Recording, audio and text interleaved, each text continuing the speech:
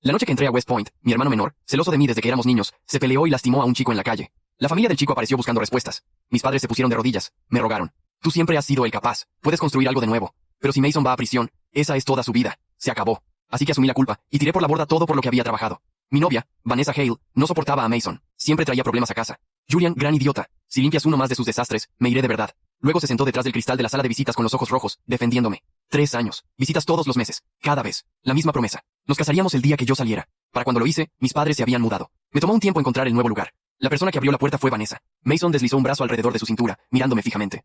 Julian, déjame presentarte a mi prometida. Mis padres se quedaron allí retorciéndose las manos. Realmente se aman. No vayas a quitarle la felicidad a tu hermano. Vanessa bajó la mirada y giró el nuevo diamante en su dedo. Ahora tienes un mal historial. Si me casara contigo, nuestra familia viviría bajo esa sombra. Mason se inclinó sonriendo. Acéptalo, Julian. Yo soy el mejor hombre ahora. Apreté la carta de aceptación arrugada en mi bolsillo. Y yo también sonreí. Algunas facturas finalmente estaban por vencer. Vanessa se congeló cuando me vio. Lo primero que salió de su boca fue: ¿por qué saliste tan temprano? Lo escuchó en el segundo en que aterrizó. Apretó los labios. Una voz perezosa salió de detrás de ella. Bebé, ¿quién toca tan tarde? Mi hermano menor, Mason Reckitt. Arqueó una ceja al verme, y puso una mano en la cadera de Vanessa como si fuera el dueño del lugar. Julian, supongo que te la presentaré de nuevo. Esta es mi prometida. Buen momento, de hecho. Las bodas son el próximo mes. De pie junto a ellos dos. Yo, el exnovio con ropa de hace 3 años. Recién bajado de un autobús del correccional. Sí, se veían como si combinaran. Mis padres escucharon el ruido y se acercaron. Las sonrisas desaparecieron de sus rostros en el segundo en que me vieron. Julian, ¿te escapaste? Ve a reportarte antes de arruinar el nombre de tu hermano. Me reí. Y salió torcido. ¿Lo olvidaron? Hoy es mi fecha de liberación. Se pusieron pálidos. Luego rojos. Luego me dieron la vuelta a todo el asunto. Por supuesto que no lo olvidamos. ¿Qué? ¿Estás enojado porque no fuimos a buscarte? Es el cumpleaños de tu hermano. Nadie pasa un cumpleaños en un feo lugar. Mamá de hecho sacó una rama de un jarrón y me apuntó con ella. La empresa de tu hermano está a punto de salir a bolsa. No vamos a permitir que tu mala suerte se le acerque. Mason no se molestó en ocultar lo mucho que lo estaba disfrutando. Luego se hizo el generoso. Vamos, déjenlo. Julian finalmente está en casa. No hagamos las cosas tristes esta noche. De hecho, mi empresa necesita un guardia de seguridad nocturno. 2.200 al mes. Puede tenerlo. Mamá intervino de inmediato. Tu hermano dirige un negocio real ahora. Cientos de personas a su cargo. Incluso papá. Papá nunca se había ablandado por nadie. Se ablandó mirando a Mason. Julian, toma el ejemplo de tu hermano. Un hombre puede cambiar después de equivocarse. De ahora en adelante vivirás honestamente. Ellos lo sabían. Sabían que pasé 3 años encerrado por algo que hizo Mason. Lo reescribieron de todos modos. Y me culparon a mí por ello. Todo empezó cuando éramos niños. Si yo tocaba un juguete que le gustaba a Mason, me regañaban. Mason rompía los diplomas que yo guardaba en un cajón. Y lo llamaban de carácter fuerte. 3 años seguidos tuve la mejor calificación del distrito. 3 años seguidos Mason se quejó de que si me iba a estudiar, no tendría con quién jugar. 3 años seguidos mis padres sabotearon mis solicitudes a mis espaldas. Así que me abrí camino hasta West Point por mi cuenta. Pensé que finalmente había salido de la jaula. Entonces Mason lastimó a alguien. Y ahí se fue mi futuro. Otra vez. Incluso la chica que juró casarse conmigo el día que saliera ahora era la prometida de mi hermano. La carta en mi bolsillo se sentía como si estuviera pesando muchísimo a través de la tela. Algo curioso. La única persona que podía sacarme de esto no tenía ningún parentesco conmigo. No dije nada. Así que Vanessa suspiró. Julian, sé que la has pasado mal, pero estás a punto de ser mi cuñado. Necesitas madurar. Mis padres pasaron directamente a la sospecha. Compórtate ahora que has vuelto. Nadie te dejará pasar hambre bajo este techo. Todavía estás enojado. Desquítate con nosotros. No vayas a arruinarles las cosas a estos dos. Mason escuchó eso y puso su voz consoladora. No te lo tomes tan a pecho, Julian. No es mi culpa que mamá, papá y Vanessa me quieran más a mí. Es mi cumpleaños. Quédate a cenar. Asunto de familia. Tan pronto como lo dijo, cada uno de ellos se volvió para mirarme. Como si decir que no me convirtiera en algún tipo de monstruo. Habían olvidado que también era mi cumpleaños. O nunca registraron nada que llevara mi nombre en primer lugar. Tomé aire lentamente. No. Regresé para cortar los lazos con esta familia. Mason se echó a reír. Ni siquiera llegaste a la universidad y ahora tienes antecedentes. Sin nosotros, el único trabajo que conseguirás será cargar cosas por ahí. No actúes como si estuvieras por encima de eso. Dame una semana y estarás llorando en mi puerta por un plato de comida. Eso fue todo. Mason, si yo no hubiera asumido la culpa, tú serías el que estaría en un lugar malo. Ni un destello de culpa. ¿Acaso te obligué? Extendió las manos como si la respuesta fuera obvia. Tú decidiste ser blando. Decidiste ser estúpido. Así es como funciona el mundo, Julian. Los ganadores se lo llevan todo. Los perdedores viven con ello. Yo estaba temblando. Algo se desgarró en mi pecho. Vanessa saltó delante de Mason como si pensara que yo iba a soltar un grito. Julian, el desastre en el que te convertiste es tu propia culpa. Simplemente nunca fuiste lo suficientemente bueno. La expresión de su rostro hizo que toda la habitación se inclinara.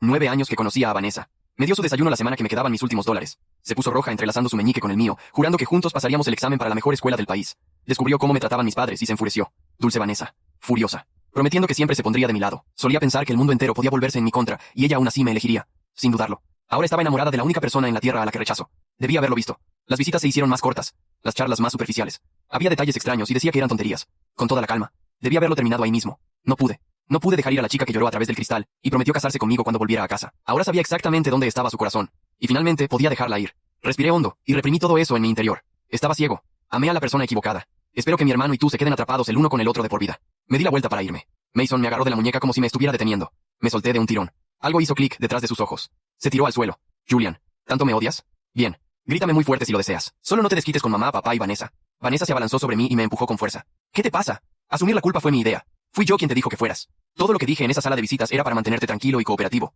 Yo lo planeé todo. Mason no tuvo nada que ver con eso. Todo se detuvo. Me palpitaba la nuca. También la pierna. Ninguna de las dos cosas se acercaba al dolor que sentí. La mujer que más amaba trazó los planes y me acompañó al abismo ella solita. Vanessa se dio cuenta de lo que había dejado salir. Se puso pálida. Sus labios se movían. No salió nada. La miré y le pregunté en voz baja. ¿Por qué? ¿Por qué me harías eso? Ella suspiró, como si yo fuera el irrazonable. Mason solo provocó esa riña porque... Así que cuando lo piensas, todo esto empezó contigo. Eres inteligente. Trabajas duro. Podrías haber encontrado otro camino sin la universidad. Hace 6 años me dijo que no soportaba a los vagos como Mason. Ella fue quien me dijo que volviera a hacer los exámenes. Que mantuviera la cabeza agachada. Que estudiara. Prometió que se lo ocultaría a mis padres para que no pudieran arruinarlo de West Point también. Mason se paró afuera de mi apartamento gritando por un megáfono. Ella presentó una denuncia por molestias y logró que se lo llevaran. Él tiró pintura en mi puerta. Ella me acompañó a la comisaría. Sacó las imágenes. Presionó para presentar cargos. Ella era la única de mi lado. La única luz que tuve en esos años. Pero mirando hacia atrás, cada vez que se quejaba de las cosas que hacía Mason, había más vergüenza en su rostro que asco. Las señales estuvieron allí todo el tiempo. El agua helada me golpeó y me sacó de mis pensamientos. Mamá. De pie sobre mí. Un cuenco vacío. Con asco en toda la cara. ¿Quién dijo que podías intimidar a tu hermano? No eres bienvenido aquí. Aléjate de esta familia lo más que puedas.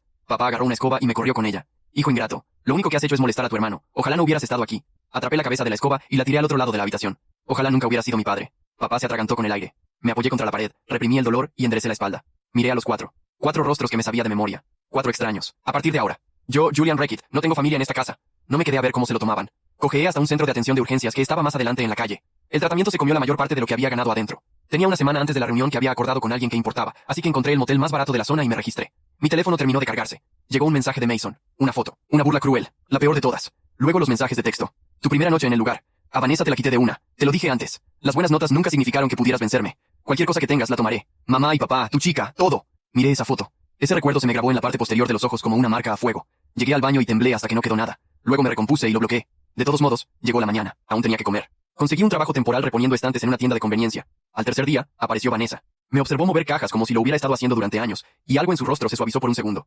Julian, no tienes que trabajar tan duro. Acepta el trabajo de seguridad en la empresa de tu hermano. Mejor dinero. Mucho más fácil. Me reía a carcajadas. Ella había deshecho mi vida, y ahora quería que le mendigara sobras a mi rival. Me estudió por un momento antes de continuar. Eres inteligente. Puedo convencer a Mason de que te dé un puesto de oficina. Nivel de entrada. Ustedes dos trabajando juntos.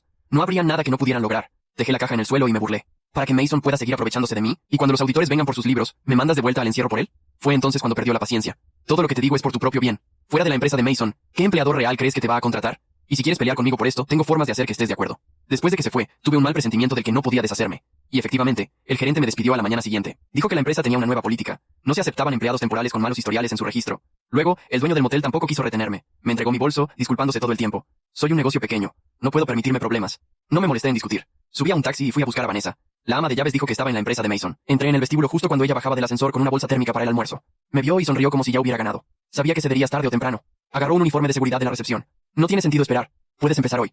Lo tiré al suelo de un manotazo. Vanessa, vine a recuperar algo. Te vas a casar con mi hermano, así que devuélveme el anillo que te di. Su rostro se tensó. Me lo diste. Eso lo hace mío. Le sostuve la mirada. Estaba destinado para mi esposa. Esa no eres tú. Avergonzada, luego furiosa. Estalló. Lo vendí hace mucho tiempo. Mason necesitaba dinero inicial. Lo hice por nuestro futuro. La noche que le propuse matrimonio, lloró. Juró que nunca se lo quitaría. Lo vendió por otro hombre sin pestañear. Entonces págame. $20,000, cada centavo. Mason salió del ascensor justo a tiempo para escucharlo. Frunció el ceño y se aseguró de que su voz resonara. ¿Esa baratija falsa valía $20,000? Suena mucho a extorsión. Se apresuró a acercarse y colocó a Vanessa detrás de él. Cuidado, cariño. Mi hermano acaba de salir y no ha estado con nadie en todos estos años. Eso aterrizó en medio del vestíbulo e iluminó toda la habitación. El vestíbulo se heló. Lo vi en sus caras. 3 recepcionistas. 2 guardias. Un grupo de empleados que esperaban el ascensor. Todos mirando. Algunos con la boca abierta. Otros fingiendo que no habían oído nada. Alguien ahogó una risita nerviosa. Mason sonrió. Era la sonrisa de alguien que sabe exactamente lo que acaba de hacer, y lo disfrutó. Se acomodó los puños de la camisa, y se plantó delante de Vanessa como si fuera su posesión más valiosa. ¿Alguien necesita agua? Mi hermano acaba de salir de un lugar con muy poca interacción social. Hizo una pausa cargada. Hay que tenerle paciencia. Más risas, esta vez más abiertas. Conté hasta 5 en silencio, algo que aprendí adentro. Cuando alguien te empuja públicamente, lo que quiere no es una respuesta. Lo que quiere es que te desmorones delante de todos.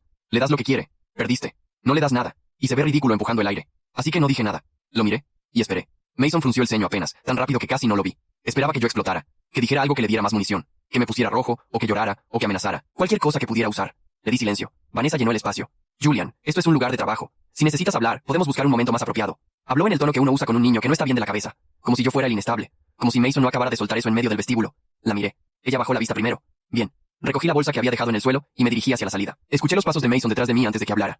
Julian. Su voz bajó. Lo suficiente para que solo yo lo oyera. No te ilusiones con lo que tienes en ese bolsillo. Conozco a Derek Hollis. Sé exactamente para qué pediste la reunión. Hizo una pausa. Vas a perder el tiempo.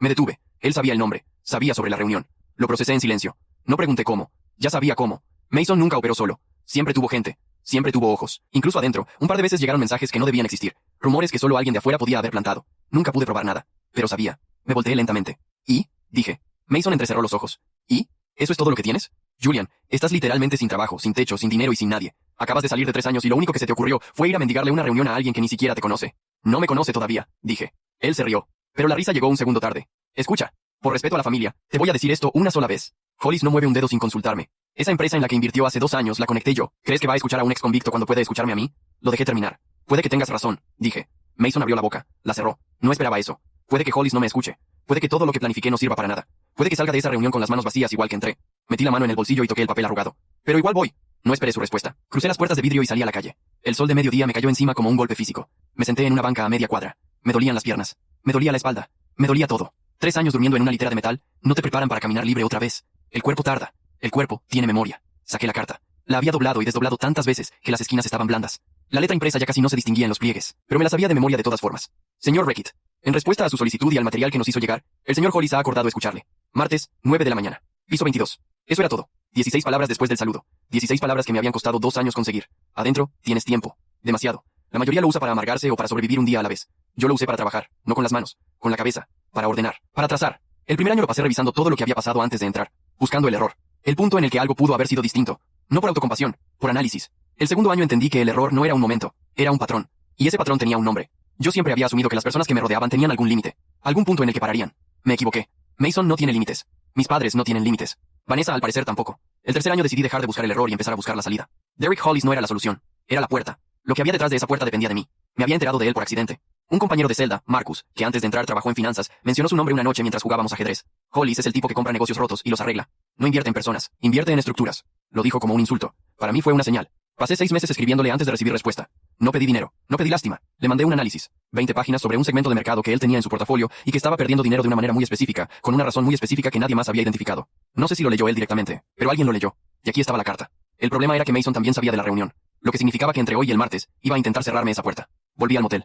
Subí al cuarto, me senté en el borde de la cama y abrí el teléfono. 4 mensajes de mi madre. Los borré sin leer. Un mensaje de número desconocido. Sé que saliste. Sé dónde estás. Sé con quién tienes la reunión. Cancela y esto no tiene que ponerse feo. Quédate con el trabajo de seguridad. Es más de lo que mereces. No respondí. Lo guardé. Luego busqué el único contacto en mi teléfono que no había bloqueado ni borrado en 3 años. Sonó 4 veces. Luego, Julian, una voz de mujer, mayor, con ese acento específico del noreste que nunca se va del todo. Soy yo, dije. Lo sé. Una pausa. ¿Estás bien? Pensé en el vestíbulo, en la cara de Mason, en el mensaje anónimo, en Vanessa vendiendo el anillo. Estoy vivo, dije. Es suficiente por ahora. Ella no dijo nada por un momento. Luego, mañana, el café de siempre. Temprano. ¿Sabes lo que está pasando? Pregunté. Más de lo que crees. Otra pausa. Y Julian, no canceles esa reunión. Colgó antes de que yo pudiera preguntar cómo sabía. Me quedé mirando el techo hasta que oscureció. Repasé cada variable que tenía. Cada variable que no tenía. El martes estaba a 4 días. 4 días en los que Mason iba a moverse. Iba a llamar a Hollis. Iba a plantar algo. Iba a intentar que yo llegara a esa reunión ya descalificado. Así era como funcionaba. Así siempre había funcionado. La diferencia era que esta vez yo también me había preparado. Esa noche soñé con el día en que entré a la academia. El olor del campus. El frío de septiembre. La sensación de que por primera vez en mi vida había llegado a un lugar que nadie de mi familia podía tocar. Duró exactamente 12 horas. La llamada de mis padres llegó a la medianoche. Mason, un hombre en el hospital. La decisión que me pedían que tomara. Me desperté con el corazón acelerado a las 3 de la madrugada. El cuarto del motel olía a humedad y a pintura vieja. Me senté en el borde de la cama y esperé a que la respiración se normalizara. Tomé el teléfono. Escribí una sola línea en el bloc de notas. Lo que me quitaron no era solo el futuro. Era la prueba de que podía construir uno. Lo borré antes de guardarlo. No necesitaba recordarlo. Ya lo sabía. La mujer que abrió la puerta del café a las 6 de la mañana tenía 72 años, una taza de café negro en la mano izquierda y una carpeta manila gruesa bajo el brazo derecho. Ruth Calloway, ex fiscal. Retirada hace 4 años después de 31 en el sistema. La última persona que esperaba verme sonreír el día que fui sentenciado. Me sonrió entonces. Me sonrió ahora. Siéntate, dijo, como si yo fuera a hacer otra cosa. Me senté. Ella puso la carpeta sobre la mesa entre nosotros, pero no la abrió todavía. Me estudió en silencio durante un momento, de la misma manera en que lo había hecho la primera vez que nos conocimos, en la sala de espera del juzgado. Como si estuviera calculando algo. ¿Comiste? Preguntó. No, dije. Levantó la mano y el mesero trajo 2 platos antes de que yo pudiera protestar. No dije nada. No tenía energía para orgullo. ¿Cuánto sabes de lo que pasó mientras estabas adentro? Preguntó. Lo suficiente. Hice una pausa. Probablemente no lo suficiente. Ella asintió como si eso confirmara algo. Mason Reckitt invirtió en 4 empresas en los últimos 3 años. 2 quebraron. Una está en investigación por fraude de inversores. La cuarta es la que va a salir a bolsa. Me miró directamente. La cuarta depende de que nadie haga las preguntas correctas antes de la oferta pública. ¿Y alguien va a hacer esas preguntas? Eso depende de si llegas al martes, dijo. Abrió la carpeta. No eran documentos legales. Eran páginas impresas. Capturas de pantalla. Correos. Registros de llamadas con los nombres redactados pero los patrones intactos. Los estudié en silencio, mientras comía sin saborear nada. ¿Cómo conseguiste todo esto? Pregunté. Tengo amigos en lugares aburridos, dijo. Contables, abogados de fusiones, gente a la que no le importa el drama pero sí los números. Tocó una de las páginas. Los números de tu hermano no cuadran, Julian. No han cuadrado en 2 años. Alguien los está manteniendo en pie con algo. Y ese algo no es legítimo. Lo miré. No era una revelación. Era una confirmación. Algo que había sospechado sin poder nombrarlo.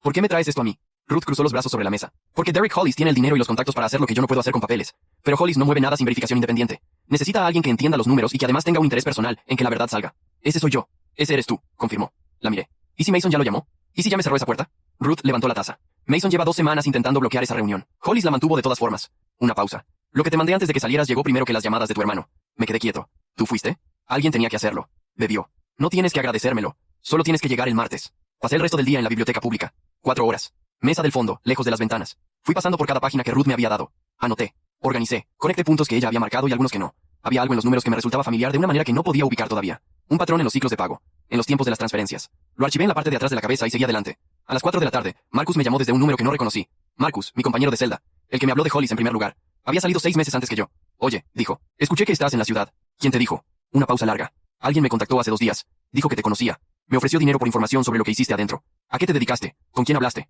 Otra pausa. No le dije nada. Pero pensé que debías saber. Cerré el cuaderno. ¿Tienes el número? Bloqueado. Pero la voz era joven. Habla como alguien que aprendió a ser educado pero no lo es de verdad. Lo entendía perfectamente. Mason. Gracias, dije. Oye, Julian. Su voz cambió. Se suavizó apenas. Lo que hiciste adentro. Ese análisis que mandaste. El que te tomó 1 año y medio. Eso no era el trabajo de alguien sin futuro. ¿Sabes eso? No respondí. Pero lo guardé. Colgué y me quedé mirando el cuaderno un momento. Luego lo abrí de nuevo, y subrayé algo que había pasado por alto la primera vez. Los ciclos de pago de la empresa de Mason. Las fechas exactas. Algo en ellas me había parecido familiar porque lo era. Las había visto antes. No en los documentos de Ruth. En otra parte. En algo mucho más viejo. Tardé 10 minutos en recordar dónde. Mis manos se detuvieron sobre el cuaderno. 3 años atrás. La semana antes de que Mason peleara con aquel hombre y lo mandara al hospital. Vanessa me había pedido que revisara unos documentos de un amigo que no entendía. Contratos de inversión. Solo para que le eches un vistazo. No tiene que saber que fuiste tú. Lo revisé. Le dije lo que vi. Ella tomó notas. Las mismas fechas. Los mismos ciclos. Los mismos patrones que ahora aparecían en los libros de la empresa de Mason. Me recosté en la silla y dejé que eso aterrizara completamente. No fue un accidente. No fue que Mason peleó en el momento equivocado y mis padres me pidieron que cubriera sus espaldas. Alguien necesitaba que yo desapareciera antes de que pudiera hacer la conexión que acababa de hacer ahora. Alguien sabía que si yo seguía libre y con acceso a esa información, el esquema que estaban construyendo no iba a sostenerse. Alguien me sacó del tablero 3 años antes de que yo supiera que estaba en el juego. Y esa persona no era Mason. Mason nunca fue lo suficientemente paciente para construir algo así. Mason reaccionaba. Mason golpeaba cuando se enojaba y dejaba que otros limpiaran el desastre. Alguien le dijo qué hacer. Alguien lo guió. Alguien que entendía los contratos. Alguien que sabía exactamente lo que yo había visto y exactamente cuándo lo había visto. Alguien que tomó notas aquella tarde mientras yo le explicaba, línea por línea, por qué los números no cuadraban. Cerré el cuaderno. Me quedé mirando el techo de la biblioteca. La luz fría de los tubos fluorescentes. El ruido suave de páginas y pasos. Y entonces, como si el tiempo se hubiera doblado sobre sí mismo, volví a escuchar su voz. No la de esa mañana en el vestíbulo. No la de las visitas al otro lado del cristal. La de aquella tarde, 3 semanas antes de que todo se derrumbara, cuando me pasó los papeles con una sonrisa pequeña y dijo, eres el único en el que confío para esto. Dulce Vanessa. Furiosa. Prometiendo que siempre se pondría de mi lado. La arquitecta de todo. El martes amaneció gris. Me puse la única camisa que tenía sin arrugas, la que había guardado en el fondo de la bolsa desde el día que salí. Me miré en el espejo del baño del motel. 3 años. Ropa de hace 3 años. Cara de hace 3 años más algo que no tenía nombre. Llegué al piso 22 a las 8:47. La recepcionista me miró de arriba a abajo, con una neutralidad entrenada. Le di mi nombre. Hizo una llamada corta. Luego me señaló una silla. A las 9:02, una asistente me llevó por un pasillo largo, hasta una sala de juntas con vista a la ciudad. Derek Hollis ya estaba sentado. 60 años. Traje oscuro. Manos sobre la mesa, sin papeles delante. Me miró entrar sin cambiar la expresión.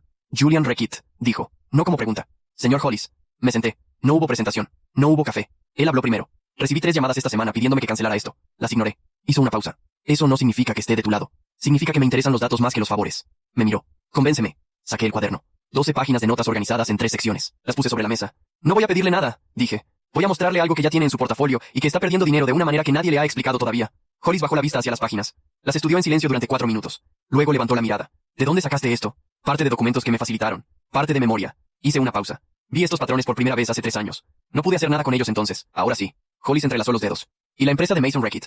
Aparece en la página 8. Los ciclos de transferencia coinciden con los de sus otras 2 empresas quebradas. La diferencia es el timing. Esta vez alguien los espació mejor para que no se vieran juntos. Pero juntos es exactamente como hay que verlos. Hollis no dijo nada. Tomó las páginas y las volvió a revisar, esta vez más despacio. Mientras lo hacía, mi teléfono vibró. 1 vez. 2. 3 veces seguidas. Mason. No lo atendí. Hollis levantó la vista. ¿Sabes lo que me estás diciendo? Que la oferta pública está construida sobre una base que no va a sostenerse. Dije. Y que si sale al mercado así, usted pierde más que dinero. Hollis se recostó en la silla. Me estudió durante un momento largo. Luego tomó su teléfono y marcó un número interno. Congela todo lo relacionado con Rekitt Capital hasta nuevo aviso. Nada sale. Nada entra. Notifícame si alguien llama. Colgó. Me miró. Vas a necesitar un abogado. Ya tengo uno, dije. Salí del edificio a las 11:15. El teléfono tenía 14 llamadas perdidas. 8 de Mason, 3 de mi madre, 2 de números desconocidos, 1 de Vanessa. Llamé a Ruth. ¿Cómo fue? Preguntó antes de que yo pudiera hablar. Congeló la operación. Un silencio. ¿Cuánto tiempo tienes antes de que Mason lo sepa? Ya lo sabe. Miré la pantalla. Lleva 2 horas llamándome. Bien. Su voz se endureció apenas. Entonces ya empezó. Escucha. Esta tarde van a contactarte sus abogados. Van a ofrecerte algo. Dinero, silencio, lo que sea. No aceptes nada sin hablar conmigo primero. Entendido. Julian. Una pausa. Lo que le llevaste a Hollis hoy. Los patrones, las fechas. ¿Traes el registro de cuándo viste esos documentos por primera vez? Sí. ¿Y quién estaba presente? No respondí de inmediato. Lo dejé caer solo. Vanessa, dijo Ruth en voz baja, como confirmando algo que ya sabía pero necesitaba escuchar de mí. Ella tomó notas, dije. Tengo el mensaje donde me pide que los revise. Guardé todo lo de aquella época en un correo que no he abierto en 3 años. Otro silencio. Más largo. Mándame ese correo. A las 3 de la tarde, Mason apareció. No solo. Traía a un hombre de traje que cargaba un maletín y una expresión de alguien pagado para no tener emociones. Me encontraron en el café donde había quedado con Ruth. Ella estaba sentada frente a mí cuando entraron. Mason me miró. Luego la miró a ella. Algo cruzó su cara que no era exactamente miedo, pero era el primer pariente cercano del miedo que le había visto en la vida. Julian. Su voz salió controlada. Demasiado controlada. Quiero que hablemos. Habla, dije. El hombre del maletín puso un sobre la mesa. Hay una cifra ahí que resuelve cualquier malentendido. Firma, y esto termina hoy. No lo abrí. Lo empujé de vuelta. No hay malentendido, dije. Hay un fraude, y hay una persona que me sacó del camino para que no lo viera a tiempo. Mason se inclinó hacia adelante. La máscara se corrió apenas. ¿Qué crees que vas a lograr con esto? ¿Que Hollis te contrate? ¿Que te den una medalla? Eres un exconvicto sin dirección fija. Nadie va a ponerte del lado correcto de ninguna historia. Ruth habló por primera vez. El señor Hollis ya contactó al regulador de valores esta mañana. La oferta pública está suspendida indefinidamente. Tomó un sorbo de café. Y acabo de recibir confirmación de que la fiscalía tiene una solicitud de revisión de los libros de las 2 empresas anteriores. Lo miró. ¿Sigo? Mason no respondió. El sobre, dijo Ruth señalándolo. Pueden guardárselo. El hombre del maletín miró a Mason. Mason no dijo nada. Por primera vez desde que lo recordaba, mi hermano menor no tuvo nada que decir. Se levantaron. En la puerta, Mason se detuvo sin voltearse. Cometerás un error, dijo. Siempre lo cometes. No respondí. Lo vi salir. Y por primera vez en 3 años, sentí algo que no era rabia. Era algo más tranquilo, más frío. La sensación de ver una estructura que lleva mucho tiempo en pie comenzar a inclinarse muy despacio, en la dirección correcta. Todavía no había caído, pero ya no podía detenerse. 3 semanas después, Mason fue arrestado un martes por la mañana. No me enteré por las noticias. Me enteré porque Ruth me llamó a las 7 y me dijo, con esa voz suya que nunca sube de volumen. Ya empezó. No fui a verlo. No necesitaba verlo. El correo que le había mandado a Ruth la tarde de la reunión con Hollis contenía algo que yo no había revisado en 3 años. El mensaje original de Vanessa pidiéndome que viera los documentos, con fecha y hora exactas, más mis respuestas explicando cada irregularidad que encontré, línea por línea. 342 palabras que demostraban que yo había identificado el esquema antes de que existiera la empresa, antes de que existiera el fraude, antes de que alguien decidiera que era más conveniente que yo desapareciera. La fiscalía tardó 4 días en citarla. No estuve presente cuando la interrogaron. No necesitaba estarlo. Lo que había construido adentro, en silencio, con tiempo que nadie me regaló, ya estaba haciendo su trabajo solo. Hollis me llamó el mismo día que congelaron las cuentas de Mason. Quiero hacerte una propuesta, dijo. No era caridad.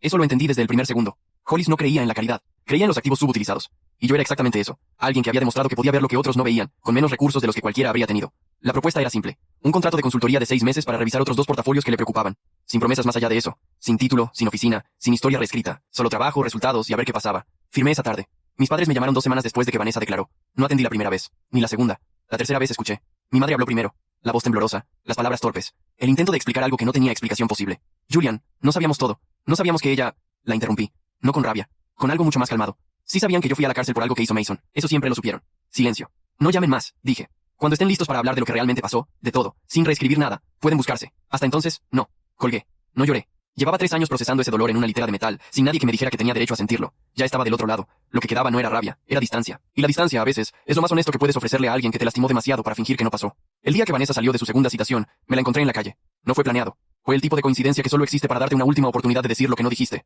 Se detuvo. Yo también. Sus ojos estaban hinchados. Su abogado caminaba 2 pasos detrás. Pensé que iba a decir algo, que iba a explicar, o a pedir perdón, o a atacar una última vez. No hizo ninguna de las 3 cosas. Solo me miró. Como si me estuviera viendo por primera vez, o por última. No supe cuál de las 2. Yo tampoco dije nada. La dejé pasar. Hubo un tiempo en que eso me habría destrozado. La chica que lloró al otro lado del cristal y prometió esperarme. La chica que me dijo que juntos íbamos a pasar cualquier examen. Esa chica existió. Lo que hizo con ella no la borra. Pero tampoco me define a mí. 6 meses después firmé mi segundo contrato con Hollis. Esta vez con título, con oficina. Con historia que no necesitaba reescribir porque ya era mía completamente. No publiqué nada en redes. No le di una entrevista a nadie. No llamé a mis padres para que supieran. Las personas que necesitaban saber, lo sabían. Las que no, no necesitaban saberlo de mí. Marcus me mandó un mensaje la noche que firmé. ¿Cómo se siente? Tardé un momento en responder. Como cuando resuelves el ajedrez 3 movimientos antes de que el otro jugador lo vea. Sin sorpresa, solo confirmación. Él respondió con una sola línea. Siempre supe que así iba a terminar esto. Hay algo que nadie te dice sobre sobrevivir a las personas que te destruyeron. Que la venganza más difícil de aceptar es la que no se parece en nada a la venganza. No hay un momento dramático. No hay una confrontación donde dices la frase perfecta y el mundo aplaude. Hay un martes cualquiera en que firmas un papel. Hay una llamada que no atiendes.